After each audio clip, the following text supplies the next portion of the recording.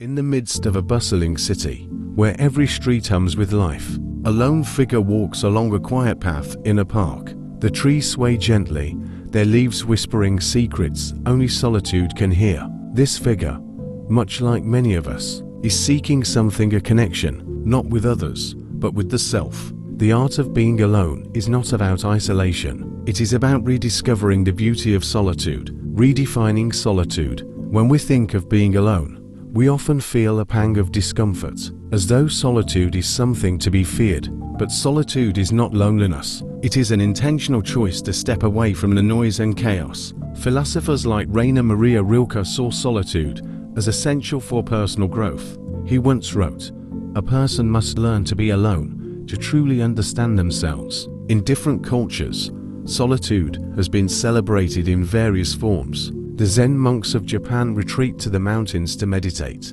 while Henry David Thoreau famously withdrew to the woods of Walden Pond, seeking to live deliberately. These examples remind us that solitude is not a void, but a space for clarity and creativity. Research supports this perspective. Studies show that moments of intentional solitude can enhance problem solving, creativity, and even emotional resilience. But how do we embrace solitude in a world that constantly demands our attention? Confronting the fear of being alone. It begins with a story. Meet Alex, a young professional who spends hours scrolling through social media to escape the silence of their apartment. For Alex, solitude feels like a heavy weight, a reminder of what is missing. Yet one day, amidst a power outage, Alex is forced to sit with the silence. No notifications, no distractions, just the hum of thoughts and the rhythm of breathing. At first, the silence feels deafening,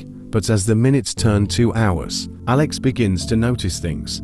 The texture of the light filtering through the window, the steady beat of their heart, and the simple joy of being present. That night marks the beginning of Alex's journey to embrace solitude, a path filled with discomfort, but also profound growth. The rewards of solitude. Through Alex's story, we see how solitude becomes a canvas for self-discovery. It is in these moments that creativity flourishes. Virginia Woolf famously spoke of needing a room of one's own to create, and countless artists and thinkers have echoed this sentiment. But solitude isn't just for the creative, it is for anyone seeking clarity. Picture a hiker standing at the edge of a mountain, the vast expanse of the world stretching out before them. In that moment, there are no distractions, no voices, just the humbling realization of one's place in the universe. This is the power of solitude. It strips away the noise and reveals the essence of who we are. Practicing solitude. Yet, embracing solitude is not always easy. The modern world is designed to keep us connected, constantly pulling us away from ourselves. So how do we begin? Start small. Take 10 minutes each day to sit in silence, observing your thoughts without judgment. Try a mindful walk, where you focus on the sensation of your feet touching the ground, or the sounds around you. Keep a journal, using it as a mirror to reflect your innermost thoughts. These practices, though simple, can transform the way you experience solitude. Solitude and connection. Ironically, the more comfortable we become with solitude, the deeper our connections with others grow. When we know ourselves, we approach relationships with clarity and authenticity. Solitude, then, is not an escape from connection, but its foundation. The lifelong practice of solitude. As life unfolds, the role of solitude shifts. For the young, it is a time of self-discovery.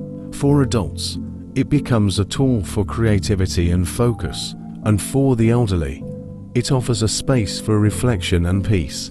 Across all stages of life, solitude remains a faithful companion, always there when we need it most. Closing reflections. As the story draws to a close, we return to Alex, now sitting by the same window where their journey began. The light has shifted. The silence feels different, welcoming, not overwhelming. Alex has learned that solitude is not a burden but a gift. In solitude, we meet ourselves. We find strength in the quiet, beauty in the stillness, and connection in the silence. And as we step back into the world, we carry with us the profound understanding that to truly live, we must first learn the art of being alone.